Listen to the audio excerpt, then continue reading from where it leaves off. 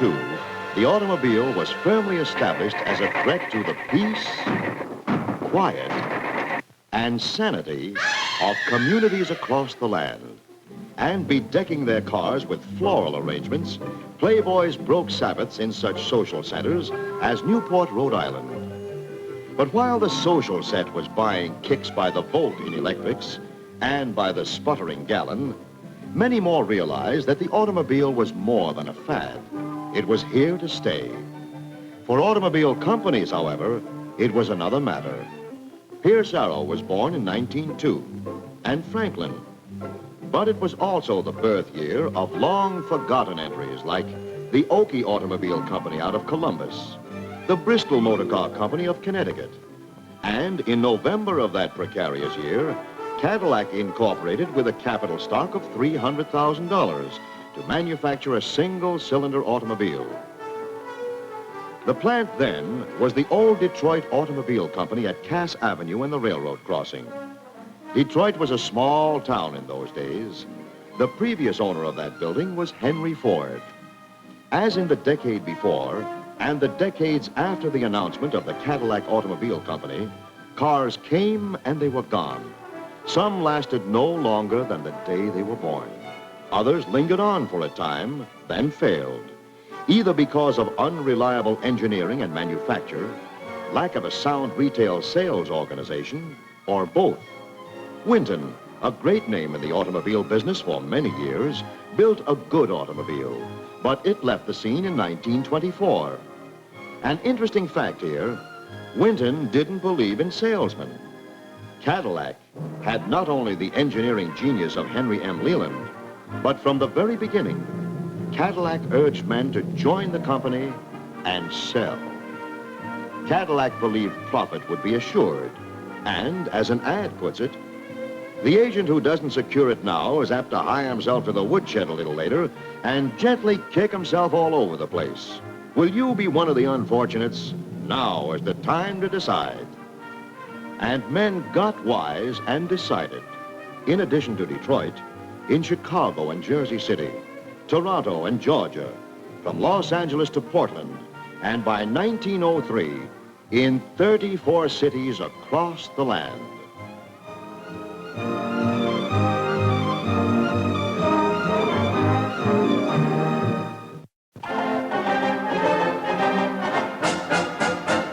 Let's face it, good as that Cadillac was, it occasionally had its problems. But while other cars were racing and wrecking their way to public recognition, Cadillac was concerned with such customer benefits as economy, safety, and greater precision and progress in reliable manufacture. Not that Cadillac didn't occasionally join the rest of them in the pandemonium of trials that went on in that day. And while stunts were dreamed up by just about everybody in those days, you can't think of a wilder way to make headlines than to drive your car up the steps of the Capitol in Washington, which somebody did in a Cadillac in 1904. But Cadillac's contribution to the industry and to its own prestige was done in a quieter and, as it turned out, much more substantial way. Like building the first American multi-cylinder touring car, the four-cylinder Model D of 1905. And the importation of the Johansson gauges, a move to precision that led straight to the winning of the Dewar Trophy and international recognition. Cadillac precision proved that automotive parts could be interchanged, and the Cadillac name won worldwide respect and admiration. Later on that year, Cadillac entered England's international touring car trial and surprised nobody when it won. Back home, President Taft, a man who needed plenty of room in the rear compartment, found the Cadillac 30 most accommodating. When Cadillac joined General Motors in 1909, production went to 6 times what it had been the year before. And the introduction of closed bodies as standard in 1910 firmly established Cadillac in the fine car field. It was around 1908 that the Gibson girl slipped out of a few petticoats, put on a pair of goggles, and became the motoring outdoor girl. But while she motored all over the place, and hardly a male Glidden Tour entrant went without her, cranking took more muscle and moxie than most females could muster. Until Cadillac and a man named Kettering found a way to start a car electrically with the push of a button. I was called in because I'd had a lot of experience with the design of special motors and had been working on this particular problem. You see, I had been furnishing Cadillac battery ignition for several years, and I had my shop at Dayton, Ohio, in a barn.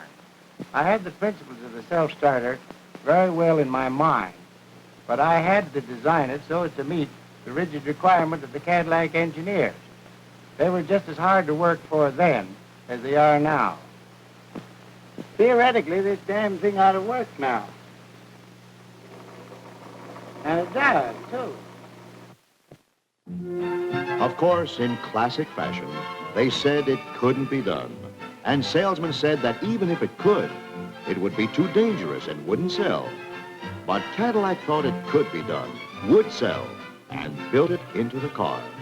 It not only worked, won another Dewar Trophy, and sold, but it started along with the car a whole new era in American motoring and dealer prosperity. Some think this historic event of 1912 had a lot to do with the downfall of male supremacy in America. Maybe so, maybe not, but it did start 30 million women driving automobiles.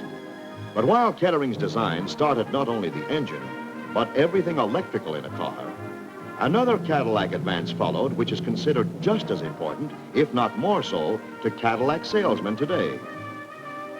This was the introduction of the first high-speed V-type water-cooled engine.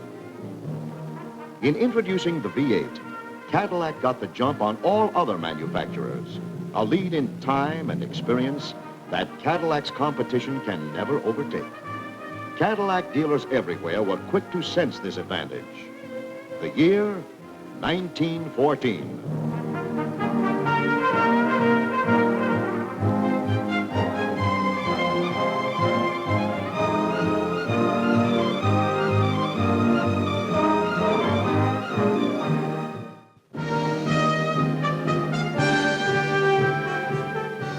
By 1914, Cadillac had well earned the right to claim that its standards of engineering and manufacture set the standard for the whole world.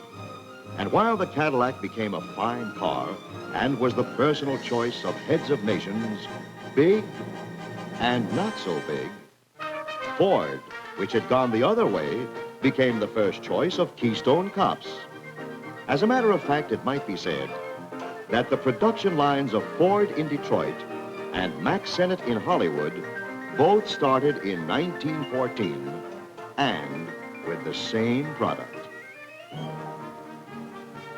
We thought we could keep out of the mess over there and went about our business that was better than usual.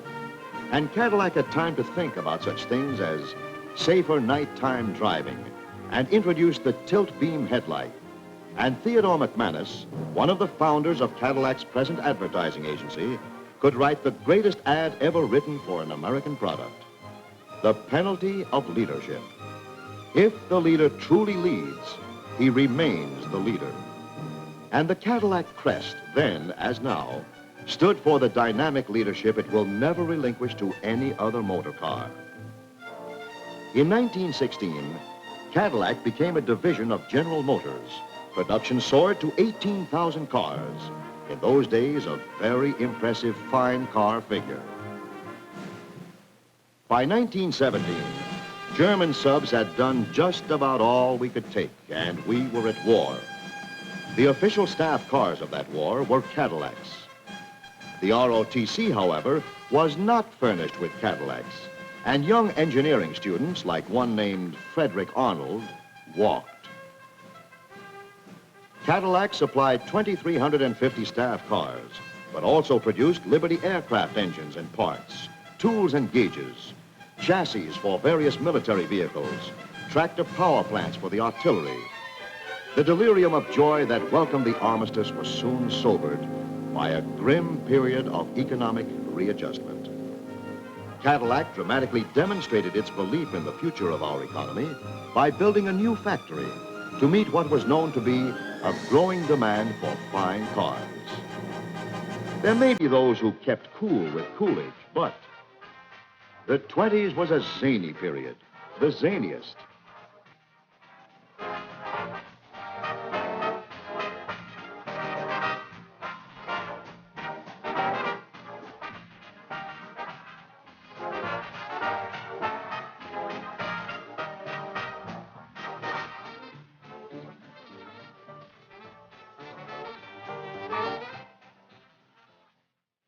But a funny thing about car buyers of that period, they bought cars to keep a while, like 4 and 5 years before they traded them in. And they appreciated then, as they do today, dealers who threw their weight behind good service.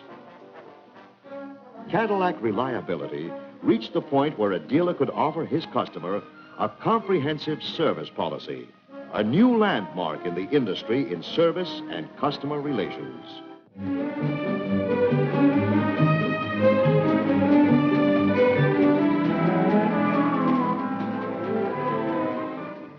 In 1927, Cadillac introduced the LaSalle.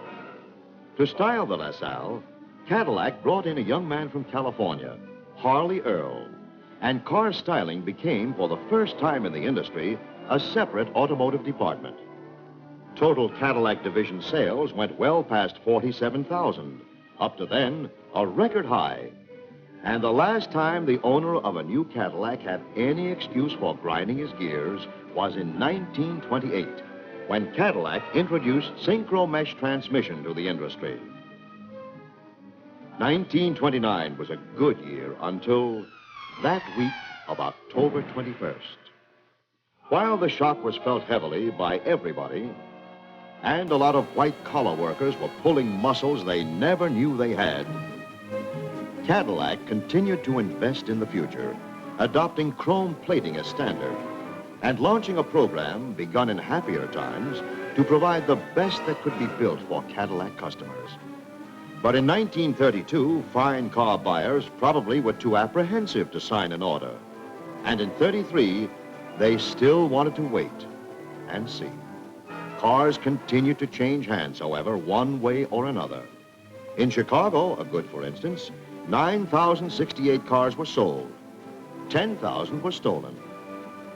During those uncertain years, Cadillac had its ups and downs, but continued to enjoy public acceptance, while many, many other makes simply went out. Winton in 1924. Chalmers in the same year. Stutz in 33. Franklin in 34. Auburn in 36.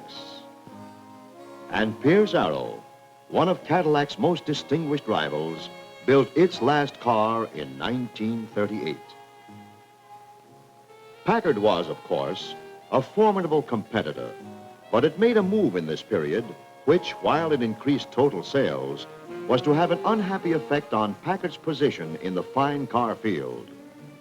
Cadillac's prestige position was not only strong, but building, and in 33 and 34, Cadillac continued to lead in styling and engineering, streamlining, concealing the spare tire, introducing knee-action wheels, but in one respect, Cadillac was far behind the rest of the industry. It wasn't until the 30s that Cadillac made the discreet suggestion that its customers could drive now, pay later. By 1936, Cadillac was selling 48.1% of all cars priced over $1,500 and had introduced controlled action known as the fabulous Cadillac Boulevard Ride. By 1940, the desire for Cadillac ownership was so great, the LaSalle was discontinued. In fact, in 1941, Cadillac outsold all make cars in both the medium and high price groups. Then, on a bright Sunday morning in December, we were again at war. Plowshares were again beaten into swords as Detroit mobilized its industrial strength on behalf of the war effort. Cadillac earned its E award by turning its skills to making precision parts for planes and the production and manufacture of tanks, the M5 and the M24, one of the fastest and most maneuverable ever built. Car production began again in 1946, and Cadillac's long-established efficiency got the plant back to 90% of pre-war peak in a matter of weeks. And again, Cadillac pressed forward in engineering and design. Cadillac presented its greatest engineering achievement in 45 years, the new overhead valve high compression V8, and introduced in that same model year the most controversial styling note of all time, the fin. Despite the first reaction to the fishtail, as it was dubbed by competition, Cadillac decided this was the way to go in styling. And it apparently was. First, competition laughed at the idea, then copied it, then claimed to have invented it. For years, Cadillac has been copied by its competition, but no matter how fast you can copy, you still haven't got the original. And the originals have been hung year after year where they properly belong, in the gallery of the Cadillac cars.